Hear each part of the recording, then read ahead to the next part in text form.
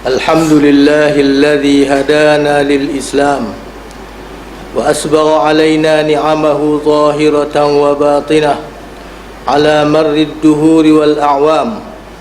أشهد أن لا إله إلا الله وحده لا شريك له وأشهد أن سيدنا محمدا عبده ورسوله.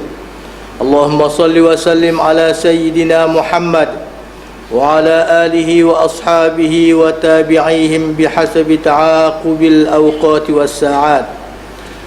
أما بعد، فيا عباد الله اتقوا الله حق تقاته ولا تموتن إلا وأنتم مسلمون. Sidang jemaat yang berbahagia, marilah kita berpegang teguh dengan tali Allah, yaitu agama Islam, dengan melaksanakan segala tuntutannya dan pengakuan lidah, lalu diterjemahkan dengan perbuatan dan dengan hati yang tulus ikhlas. Di samping itu juga menjauhi larangan dan tegahannya, serta bertaubat dari segala kesalahan agar kita menjadi insan yang bertakwa kepadanya. Sidang hadirin yang dirahmati Allah, Islam adalah suatu cara hidup yang amat bertepatan dengan fitrah manusia. Setiap hukum yang digariskan oleh Allah Subhanahu wa taala adalah bertujuan membawa kebaikan kepada manusia dan menjauhkan mereka dari kemudaratan, sama ada yang dapat dilihat atau oleh panca indera dan logik akal manusia ataupun tidak. A'udzubillahi minasyaitonirrajim. فأقم وجهك للدين حنيفا فطرة الله التي فطر الناس عليها لا تبديل لخلق الله ذلك الدين القيم ولكن أكثر الناس لا يعلمون. Maksudnya, setelah jelas kesesatan syirik itu, maka hadapkanlah dirimu, engkau dan pengikut-pengikutmu, wahai Muhammad, ke arah agama yang jauh dari kesesatan. Turutlah terus agama Allah, yaitu agama yang Allah menciptakan manusia dengan keadaan bersedia dari semula jadinya lagi untuk menerimanya. Tidaklah patut ada sebarang perubahan pada ciptaan Allah itu. Itulah agama yang betul dan lurus, tetapi kebanyakan manusia tidak mengetahui.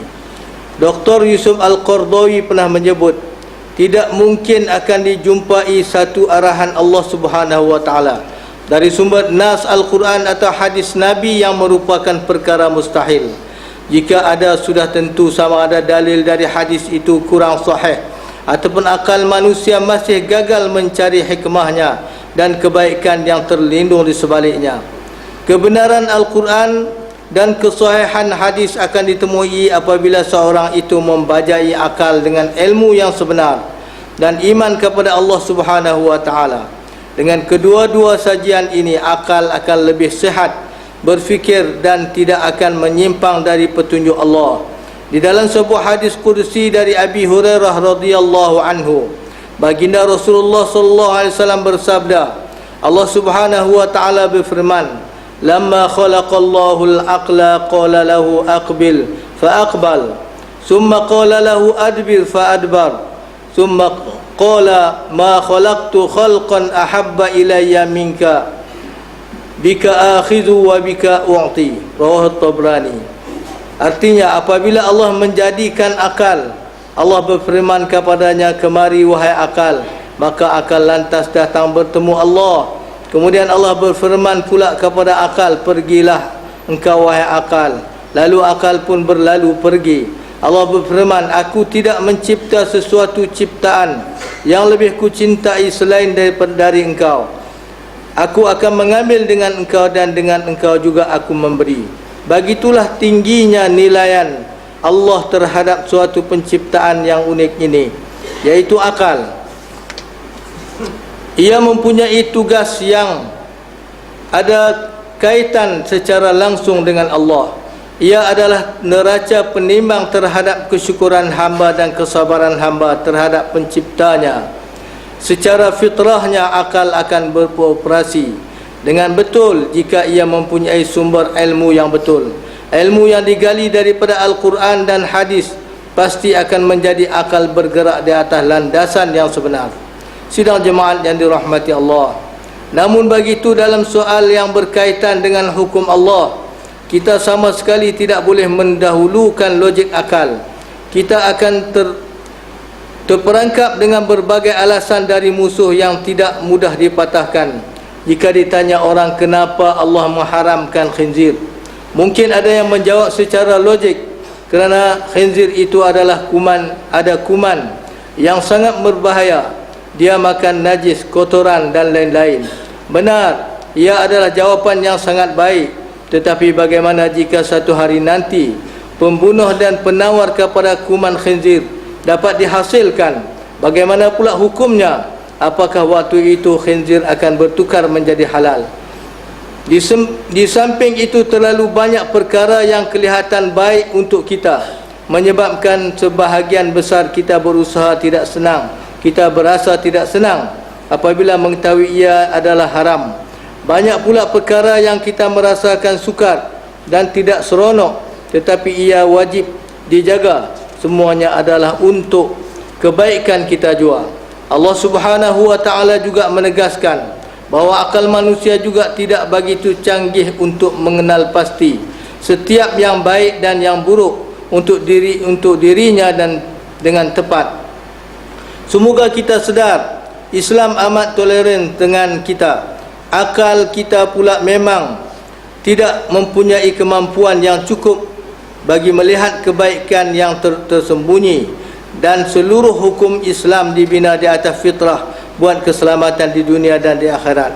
Demikian juga bila sudah yakin dan percaya kepada kebijaksanaan dan rahmat belas kasihan ihsan Allah Subhanahu wa ta'ala, semuanya akan diterima sama ada logik ataupun tidak. Samalah macam bila sudah yakin dan kasih kepada seorang alim, cakapnya akan lebih mudah diterima dari orang lain.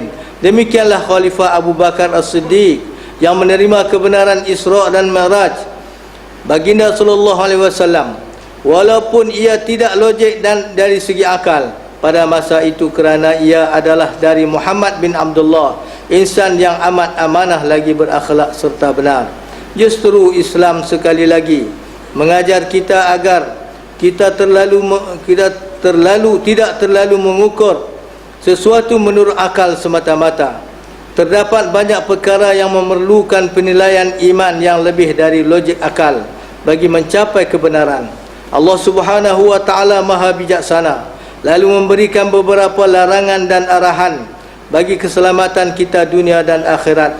Hukum hakam seterusnya diulas oleh baginda Nabi sallallahu alaihi wasallam sebagai penjelas kepada apa yang diturunkan Allah Subhanahu wa ta'ala selepas kewafatan baginda sallallahu alaihi wasallam dalam perkara yang tidak sebarang nas yang khusus. Para sahabat baginda dan seterusnya para alim ulama akan membuat penelitian mendalam terhadap seluruh hukum yang telah ada, lalu membuat perbandingan hukum iaitu qiyas bagi mengeluarkan apa jua hukum bagi masalah baru, bersandarkan kepada ilmu Al-Quran dan hadis yang amat mendalam. Mereka akan meneliti hikmah dari setiap hukum yang asal, agar setiap hukum yang difatwakan bertepatan dengan kehendak Allah dan Rasulnya. Sudah pasti banyak larangan dan arahan ini yang bertembung dengan kehendak pribadi dan nafsu masing-masing. Yakinlah ia adalah baik untuk dunia dan akhirat kita. Belajarlah untuk meyakininya. Belajarlah untuk tidak hanya menjadikan logik akal kita sebagai pemutus semua perkara.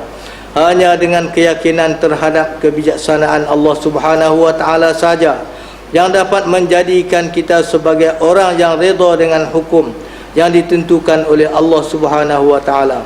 Firman Allah Subhanahu wa ta'ala, a'udzubillahi minasyaitonir rajim, wa ma kana limu'minin wala mu'minatin idza qadallahu wa rasuluhu amran an yakuna lahumul khiyaratu min amrihim wa ma ya'sillaha wa rasulahu faqad dhalla dhalalan mubina.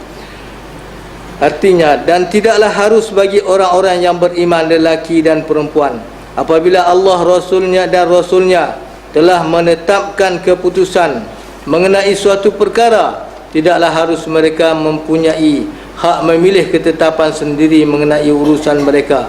Dan sesiapa yang tidak taat kepada hukum Allah dan Rasulnya, maka sesungguhnya ia telah sesat dengan kesesatan yang jelas nyata. Agama Islam adalah suatu agama yang tidak bertentangan dengan hakikat penciptaan manusia. Dengan sifat kesempurnaan yang dimiliki oleh Islam, maka ia mampu menjawab segala persoalan hidup yang dihadapi oleh manusia. Tidak ada suatu masalah dalam kehidupan kecuali Islam mampu menjawab dan memberi jawapan untuknya. Memang tepat jika kita katakan bahawa manusia akan selamat jika berada di bawah naungan Islam. Ia agama fitrah dan sentiasa mementingkan kebajikan umat dan kebaikan mereka. Barakallahu li wa lakum bil Qur'anil azim wa nafa'ani wa iyyakum bima fihi minal ayati wadh-dhikril hakim wa taqabbala minni wa minkum tilawatahu innahu huwas samiul alim. Aqulu qawli hadha wa astaghfirullahal azim li wa lakum wa lisairil muslimina wal muslimat wal mu'minina wal mu'minat fastaghfiruhu faya fawzal mustaghfirin wa ya najatat taibin. اللهم صل على سيدنا محمد وعلى آله وصحبه وسلم ورضي الله تبارك وتعالى عن كل الصحابة أجمعين.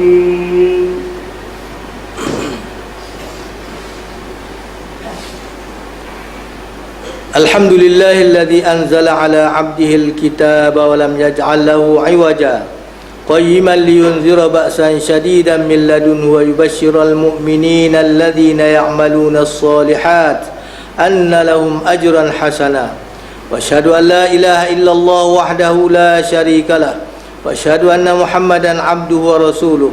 اللهم صل وسلم على هذا النبي الكريم محمد وعلى آله وأصحابه أجمعين. أما بعد فيا إخوان المسلمين اتقوا الله سبحانه وتعالى حيثما كنتم واعلموا أن الله بما تعملون بصير. Sidang jemaat yang dirahmati Allah, sekali lagi saya berseru diri saya dan tuan-tuan para jamaah sekalian, marilah kita sama-sama mempertingkatkan iman dan takwa kita kepada Allah Subhanahu wa taala walaupun di mana kita berada. Sesungguhnya Allah Subhanahu wa taala itu Maha mengetahui dan Maha melihat segala perbuatan dan amalan kita, sama ada yang zahir maupun batin. Mudah-mudahan kita senantiasa berada di dalam rahmat pemeliharaan Allah Subhanahu wa taala. Amin ya rabbal alamin. A'udzubillahi minasyaitonir rajim. Innallaha wa malaikatahu yusalluna 'alan nabi ya ayyuhalladzina amanu sallu 'alaihi wa sallimu taslima. Allahumma salli 'ala sayidina Muhammad وعلى آل سيدنا محمد كما صليت على سيدنا إبراهيم وعلى آل سيدنا إبراهيم وبارك على سيدنا محمد وعلى آل سيدنا محمد كما باركت على سيدنا إبراهيم وعلى آل سيدنا إبراهيم في العالمين إنك حميد مجيد. وارض اللهم عن الخلفاء الراشدين ساداتنا أبي بكر وعمر وعثمان وعلي وعن بقية الصحابة والقرابة والتابعين ومن تبعهم بإحسان إلى يوم الدين. اللهم اغفر للمؤمنين والمؤمنات والمسلمين والمسلمات الأحياء منهم والأموات إنك سميع قريب مجيب الدعوات وقاضي الحاجات. ربنا اغفر لنا ولإخواننا الذين سبقونا بالإيمان ولا تجعل في قلوبنا غلا للذين آمنوا ربنا إنك رؤوف رحيم. اللهم إنا نسألك أن تؤيد الإسلام والمسلمين وأن تعلي بفضلك كلمة الحق والدين وأن تشمل بعنايتك وتوفيقك مولانا الملك المعتصم بالله محب الدين سلطان حجي عبد الحليم معظم شاه ابن المرحوم سلطان البدلي شاه. اللهم امنحه الرشاد ووفقه للسداد وأصلح به العباد والبلاد واجعل التقوى له خير ذات. إنك رؤوف رحيم جواد يا لطيفا بالعباد يا أرحم الراحمين. اللهم أعز الإسلام والمسلمين وأذل الشرك والمشركين وأهلك أعداءك أعداء الدين. اللهم أهلك الكفرة والمبتدعة واليهود والنصارى والمشركين الذين يصدون عن سبيلك ويقاتلون أولياءك.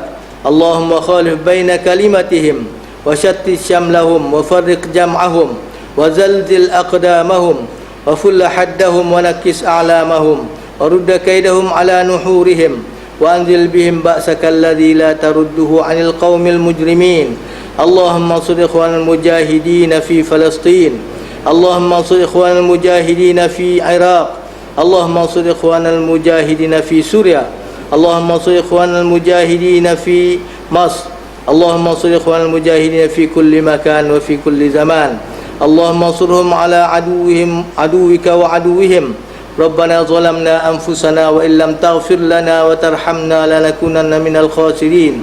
ربنا آتنا في الدنيا حسنة وفي الآخرة حسنة وقنا عذاب النار. عباد الله، إن الله يأمر بالعدل والإحسان وإيتاء ذي القربى واليتامى وينهى عن الفحشاء والمنكر والبغي يعظكم لعلكم تذكرون. فاذكروا الله العظيم الجليل يذكركم واشكروه على نعمه يزدكم واسألوه من فضله يعطكم ولذكر الله أكبر والله يعلم ما تصنعون. أقم الصلاة.